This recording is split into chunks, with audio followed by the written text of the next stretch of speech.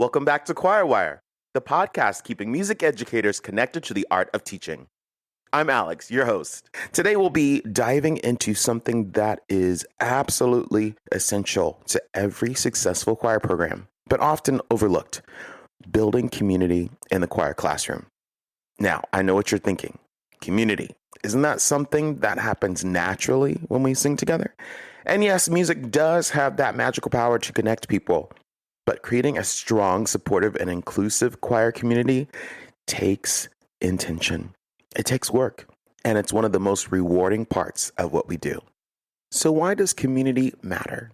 I mean, can't we just teach the notes and go home? Well, sure, but that's like eating plain pasta with no sauce.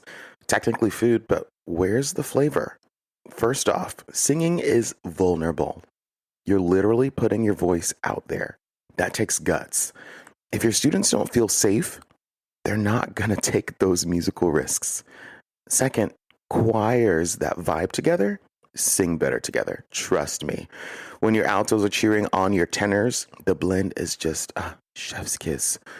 And third, community is what turns choir class into choir home. It's what makes students say, "This is where I belong." So how do we actually build that kind of environment? Here are a few strategies. Start with names. It sounds simple, but learning every student's name quickly and helping them learn each other's sets the tone for respect and connection. Weekly check-ins. I like to take a few minutes during class a few times a week for students to answer a question of the day. It could be something simple or something that causes a little friendly controversy. School appropriate, of course. An example is, which one has to go? Ketchup or mustard? That one is always fun. Section bonding. Encourage each section to spend time together outside of rehearsal, whether it's a sectional lunch, a team building activity, or just a quick game at the start of class. Student leadership. Give students ownership. Let them lead warm-ups, mentor younger singers, or plan events. When they feel invested, the whole culture shifts. And celebrate milestones. Whether it's a birthday, a successful audition, or just making it through a tough week, acknowledge it. Recognition builds morale. And most importantly, model the kind of community you want to see. Be authentic. Be consistent. Let your students know that you care about them as people and not just as singers. We should always keep in the back of our mind, people first. That's who we're looking at when we're looking out in our classroom. They are people first. Then after that, singers. Here's a story. We take different initiatives every year for building community in my classroom, but last year, my co-director decided to establish a bigs and littles with our freshman treble singers and our advanced treble singers. We had a bit of an interesting freshman treble class last year. Some of them were a little rough around the edges. It took some time for them to warm up to the idea of being a family. One family, one voice, that's our motto. Let me tell you, even the little interaction that the bigs and littles had, this made a world of difference for those freshman trebles. They had someone to look up to. They were no longer scared to make friends with other students in the other choir classes. It's simple, but it made a big difference for our treble singers. She even brought in the freshman treble singers into the advanced treble singers class just to watch how they operate. And that changed the dynamic for those freshman treble singers. They were more invested. There was more buy-in. And the buy-in is what leads you to having that beautiful community that we all want. And welcome our special guest of the week, Cristina Jimenez. Welcome, Cristina. How are you today? I'm good. Thanks for having me. So excited. Yay! Cristina is the guru of building community in the classroom. So that's why she's on this week. And I am always so flabbergasted, honestly, how she is able to just rein kids in and grab them automatically. So I thought everybody else should learn from Cristina and her magical ways. So Cristina, if you would tell us a little bit about your background and your teaching experience, so we can sort of get an eye into who you are. Well, first of all, thank you so much for those kind words. Sometimes I stand in front of choirs and they listen to me and I'm like, wait, how am I doing this? This is magic. So I appreciate that. I am currently the choral director at Innovation High School, and I just finished my first year teaching high school. But before that, I have spent 8.5 years in the middle school classroom.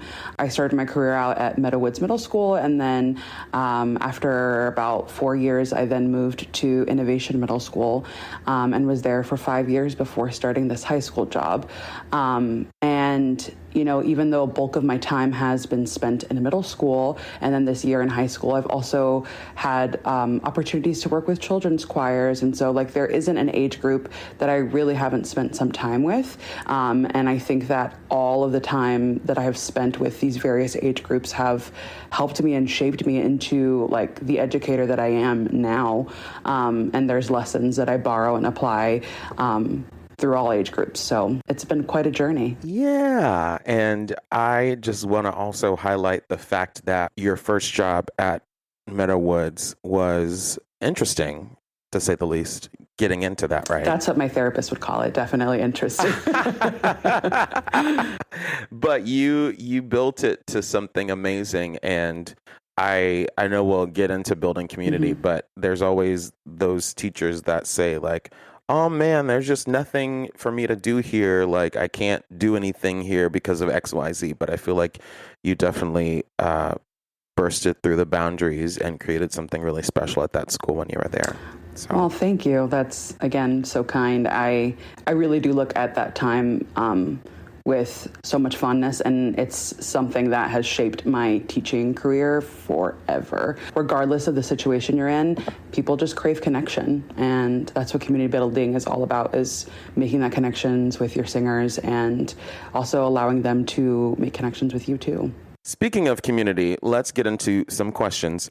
What strategies do you use to help students feel welcomed and included from day one? There's so much that first week of classroom time that's make or break it, right? Like it's the first time that our students are walking into our classrooms.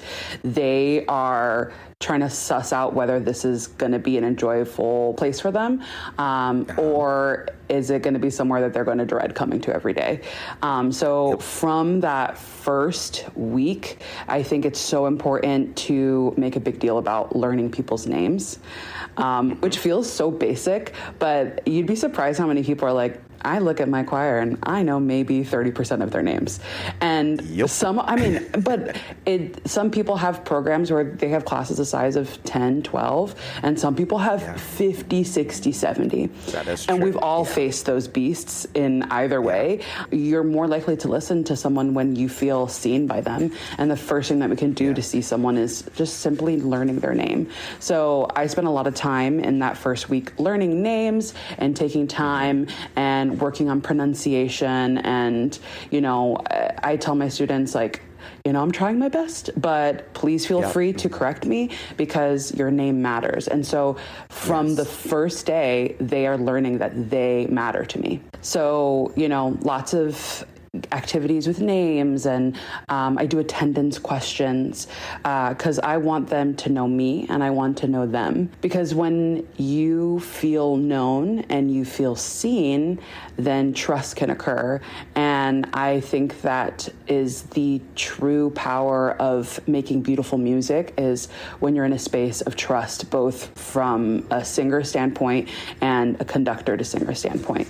So we do lots of games and we answer silly questions. And then I follow up on those things. Like if a student has told me that they're trying out for the soccer team or whatever, I like to use those first couple minutes before class starts. I usually have a student hold the door, and those are moments where I'm like, hey, how did it go with your game? Or how did that test go? Did you study? Blah, blah, blah. And there are days where, we are running around and trying to get papers filled out and whatever, but I really do try to take that time, those first couple minutes, and say like, gosh, who is somebody I haven't talked to in a while? Yeah. Who's someone I haven't connected with? I was going to say, I feel like sometimes people feel like those things, like taking time to do that is wrong. Really? Like, yeah. Because when I first started teaching, I was like, we have to sing. We cannot take time for things like that.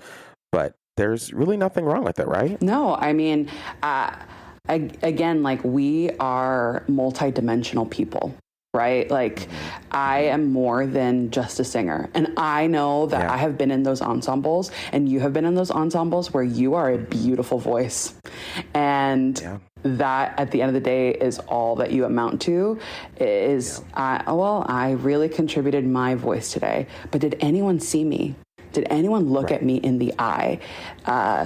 Did I talk with anyone? And that is so lonely. I feel like our choral experiences and our students' choral experiences, when they look back on it, like, yes, they remember the cool shiny chord moment if they're the nerds, which we are. But most of the time they remember the time in between and the laughter and the time they connected with their teacher and their peers. So taking that time is so important. How do you handle conflicts or challenges between students in ways that strengthen your classroom community? That's a tricky one. If there is conflict, I always just try and go to the source and just talk about it with my students. Usually at that point, I have a good relationship with them to be like, hey, what's going on? And to come from a place of empathy. No one really starts any conflict because they just want to stir drama or whatever. I've in my middle schoolers and even in my high schoolers, the conflicts look the same. The language may be different, but it's all the same. And usually it's a misunderstanding or not feeling seen or acknowledged or heard, or your feelings being hurt. And so I try and listen to my students and see what's going on and talk to them one-on-one. But because I did the work of building relationship with them in the beginning of the year, then they're more open to listen and to talk. Are there situations where sometimes those conflicts are bigger than just a teacher-student conversation? Absolutely. But that's when you get the professionals involved. And I try and follow up with, if they have to go talk to a counselor and see how I can support that conflict resolution in my own classroom. And then I check in on them and say, hey, like, I saw that you were having a bad day, or were you able to work on this thing? Like, how can I help you? Because, we want to feel seen and we want to feel cared for. And the choir room is that special place where that can happen. And even through that conflict, to know, like, oh, my teacher still cares about me, even though I started trouble, or even if I did this, then they're able to create a place of empathy for each other when they know that I have empathy for them. Yeah. And I feel like you'd already probably answered this question before, because then we're talking about being proactive. And you said from the get-go, you're building those relationships so that way later on you can handle the conflicts. You can take on the challenges of, having to talk to a child about, something they might have done wrong. And sometimes we're missing that connection of that relationship in order to rectify the situation. So nothing gets done really because you don't have that relationship. Exactly. But you're talking about being proactive, which I think sometimes is such a rookie mistake a lot of times, but just like thinking proactively to avoid having any conflicts, I think is so smart. Absolutely. And like just creating a space where, all people feel heard. even in the classroom. When someone is answering a question, no, we don't talk. We're listening to your classmate. Everyone deserves to feel heard. And when you model that, then you create that space for acceptance from everyone. Beautiful. Can you share a moment when collaboration among your singers truly elevated the group's connection? I have a couple examples, but I think that like there's one that comes to mind that I played no part in, which I think is almost more beautiful, because, you know, you can argue that like, oh, the safety was created by the teacher and blah, blah, blah. So to foster this, but like I teach high school now. And so the cool thing about it is that I am in my own space. I don't have to go anywhere for my concert. So I'll have kids that will stay after school because they can't get dropped off. There was one concert, I was just sitting in my office and one of my students brought his guitar. And I was like, okay, what's going to happen? And I'm just sitting in my office and I just hear this student take out his guitar. And he just starts playing like all the songs that like he knows, that everybody knows. And suddenly there is a choir sing-along happening. Of course. And there's songs that like you and I knew, like when we were young, like why is Hey There Delilah coming up right now? Oh my goodness. But it was like kids from all of my classes just sitting in the hallway together and laughing and eating dinner and singing. And like, that was not a bonding experience that I created. It wasn't anything that was in my hands, but it was something that the students brought upon themselves to do and include one another. And I think that that is the most beautiful bonding experience that they can have, is when it comes from them, because that's when the memories are really made. I think it's those moments are so few and far between, but when they happen, it's so beautiful. And I feel like sometimes I'm like, oh, knock it off, guys. But then I'm really like, no, keep doing it. Because number one, I don't want to participate. But number two, I think that encouraging that behavior of, maybe it's not a song that you know, but we're all singing the lyrics that we think we know or whatever. And, we're bonding even though we don't know we're bonding. And I think those are some definitely beautiful moments that just they don't realize they're doing, and then they just do it. And then the kids say, oh my gosh, I had so much fun, in the moments of, not anything that was structured time, but they had fun on their own time, which I think is beautiful. Right. And like, I mean, we as teachers, we plan for the concert, right? Like we're okay, and this song and remembering this moment, but there's going to be some kids where that getting ready time is their favorite time. Yes. It's not being on the stage, but it's like the relationships that you make. And then after being like, oh my gosh, like you were that kid singing with me in the hallway. Like you did a great job with your group, or I can't wait till you join us in this class. And then you can be part of this. And it's like almost recruitment in of itself too. It is. Yeah. And you didn't have to do a single thing. Absolutely. We love when that happens. How do you celebrate individual and group successes to build a culture of recognition and belonging? I love an excuse for a party. I love an excuse for like a bonding moment, some games. So like we will throw like little celebrations, little winter things. And sometimes, our lives get too crazy. We can't really do that in class. And so we'll have lots of social events that we plan. And that can be like celebrating moments or things that we've accomplished as a program or as a class. And sometimes surviving the first semester is a celebration of itself. So let's gather and laugh.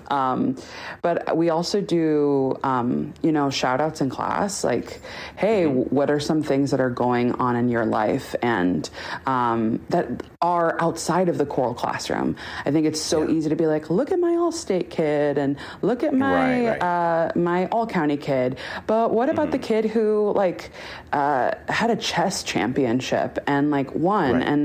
And or they went to the finals for their volleyball team. And like our students come to us with such a wealth of experiences and life outside of our room. And so when they can be seen and acknowledged and celebrated, then that is so special to them. And that's something we try to do. So if like on social media, like one of the various things includes one of my students, I share it on my account because I'm like, look at my awesome kid. And they feel seen in that way too. It's like, oh, I didn't know that you noticed these things. And we'll do that, or we'll celebrate birthdays. Like in my program, we do birthday charms. And so like on your birthday, you can pick out a little charm that's a little pet. Cheap and easy to buy on Amazon. We love that. And sharing and spreading the word and celebrating each other in class. It's a moment to feel seen, and any opportunity I can give to let my students feel seen is important, and one that I always take. Yeah, I think just celebrating anything, doesn't matter what it is, because sometimes too, you might have that shy kid, that might be playing chess this weekend. A lot of times too, kids don't want to talk about their extra stuff. And so sometimes we have to poke and pry to be like we had a girl, she was I think she did cross country. Didn't know. But she also ended up being like one of the top 10 seniors as well. Wow. At the end of it all, but she's very quiet, very shy. Yeah, she was a cross country runner, and I think she ended up winning some sort of award too, but she didn't want to let us know. We found out from the school, and we definitely celebrated her. And then when we found out that she was top 10, we definitely celebrated her as well. So it's like little things like that, like the shy kids. Sometimes they don't want to be recognized, but secretly they do. So it's just finding those moments. And we all want to be seen. We all want to be seen by someone, especially by people we admire. And as choir directors, we have the gift of being in their lives for so long. And so receiving that acknowledgement it's something that you remember. Like, you want to make these people proud. And it also can serve as a way for people to see themselves in others people. Like, I have a student who he runs like the K-pop club, and I had some students that were like getting into like K-pop music, and I was like, hey, do you know that so-and-so is in charge of this, and blah blah blah blah blah. And then like that then supports them building the relationships.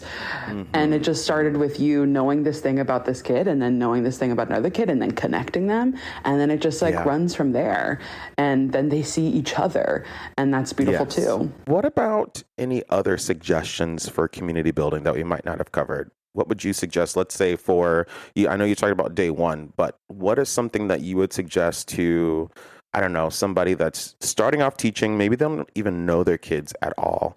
Like, how would you start community building from day one if you don't even know any of the kids yet?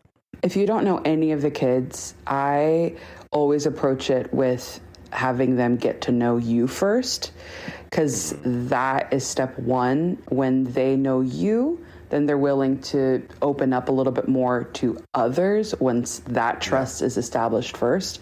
So I would do games about like getting to know me, or I introduce myself, or we'll play a game about me. And it feels like so gross to be like, me first. But it is a place to start. And then when they feel comfortable having conversations with you and they feel that trust, and then you're like, hey, have you met so-and-so? If they trust you and they like you, then they're able to be like, okay, well, I'll begrudgingly do this, and then realize that they have now found their lifelong friend. So I think my advice too, if from the beginning, is realizing that, and I know this might be taboo to say, but the connection doesn't always come first from singing, but just communing with one another. And your voice is such a personal thing, but maybe the first step to sharing your voice is just speaking in the classroom and encouraging activities where they're talking to each other and talking to you, and then the singing can happen. Also, I think being able to read the room is such an important gift to have as an educator. and seeing like, what do my students need from me today? One of the moments I will never forget in my entire teaching career, because number one, it was in the pandemic. So I feel like that year was either a blur or ingrained in our minds forever. Right. But there was a day where my students came in and I was like, all right, here we go. Let's get to singing. And the energy was so heavy. You've ever had those days you walk in and you feel like everybody's a sandbag? Yeah, literally. And the room is filling with water and you're like, what do I do?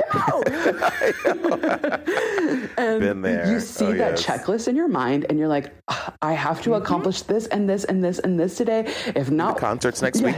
and they're coming in with this energy. And, you know, in those moments you can either like power through it and ignore what is being presented, or you acknowledge it head on. And so that day my students came in and I was like, oh my gosh, this energy is catastrophic. What am I going to do? Do I ignore it or do I acknowledge it? And so in that moment I chose to acknowledge it. And I was like, guys, what's going on? And, you know, I just opened the floor for kids to just say like, hey, I'm having a really hard time. And, you know, this school feels so hard this year. And I feel like my friends aren't here and blah, blah, blah. And then we all grabbed our backpacks. And again, is this a vocally healthy decision that I made? No, but you know, but we all grabbed our backpacks and I was like, okay, we're going to scream into our backpacks. For 15 seconds, we're just going to scream. And they looked at me like, are you crazy, miss? And I was like, yes, I am. And we just screamed into our backpack. And I was like, okay, ready? Put your backpacks away. Let's get to work.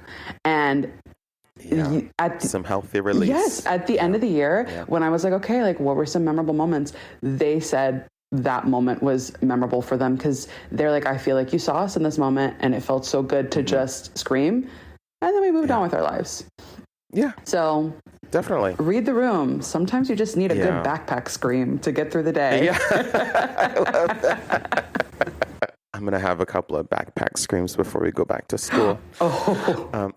Pillow screams, out loud screams. Right, exactly. Well, Cristina, this has been a beautiful conversation, and I knew that you would hit with all of these great suggestions for how to build community in the classroom. And thank you for being a guest on Choirwire today. Thank you. It was a privilege. I'm so glad to have been here with you. So how are you building community in your choir? What's working? What's still a work in progress? I'd love to hear your thoughts. Send me a message, tag me on social media, comment on my Instagram. I might even share your idea in a future episode. Thank you again to our special guest today, Cristina Jimenez. If today's conversation resonated with you, share this episode with a colleague. Let's keep growing this Choirwire community and supporting each other in the work that we do. Until then, keep leading with heart, keep building those connections, and remember, the best choirs aren't just musically strong, they're rooted in trust. Thank you again for tuning in to Choirwire. New episodes every Sunday. Until next time, y'all.